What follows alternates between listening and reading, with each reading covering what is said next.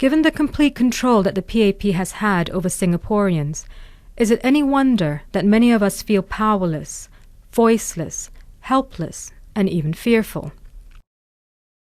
That is exactly what an authoritarian government wants its society to believe. The PAP wants nothing better than for us to be at their utter mercy and to feel powerless to bring change to Singapore. However, the reality is, we do have a voice. We can help ourselves, and we do have the power. The only question is, do we want to exercise them? And if so, how? A group of democracy advocates have been conducting workshops in Singapore to teach and train Singaporeans on how to empower ourselves and to embark on peaceful civil action to engage this government. Commonly known as civil disobedience, scores of the world's leaders have engaged in this form of non-violent action to free those who lived under the oppression of authoritarians. In modern history, luminaries such as Mahatma Gandhi and Martin Luther King Jr. have called for and used peaceful civil disobedience to set their peoples free from oppression. Asia's most famous Democrat, Daw Aung San Suu Kyi, has been arrested by the murderous Burmese junta several times for defying the regime's unjust laws. In Singapore, the PAP government has tried to demonize legitimate peaceful protests by etching in our minds images of havoc and chaos. It enforces despotic laws to prohibit public gatherings of more than 4. It makes speaking to a public crowd illegal unless a permit is obtained. Its common refrain of maintaining public orderliness is getting tiresome and obsolete, and Singaporeans are beginning to see through this smokescreen. Although small and disparate, groups of people in Singapore have begun to realize the power of peaceful protests to engage and challenge the government. But why is the PAP so bent on preventing people from getting together to express our discontent or to raise public awareness in an orderly and peaceful manner? Are they really afraid that such gatherings will erupt into violence? The truth is, the government knows that people feel empowered, emboldened, and strong when we physically come together. It knows that when people synergize their efforts and actions, we are strong enough to bring real and lasting changes to the country.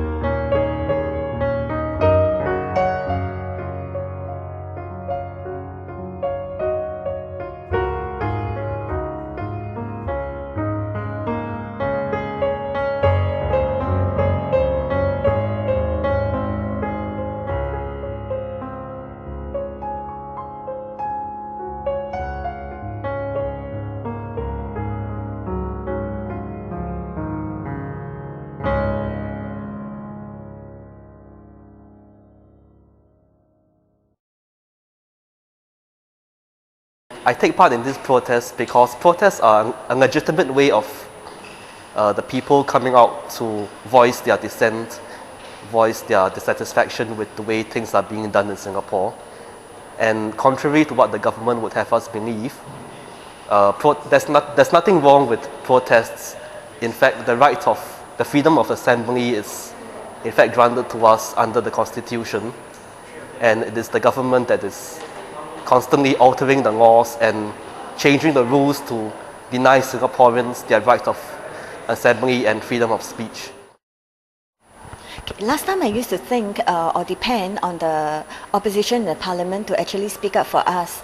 But as I become more politically aware, I realized that they are not really speaking up enough for the people. That is why I decided to step forward and speak up for myself instead.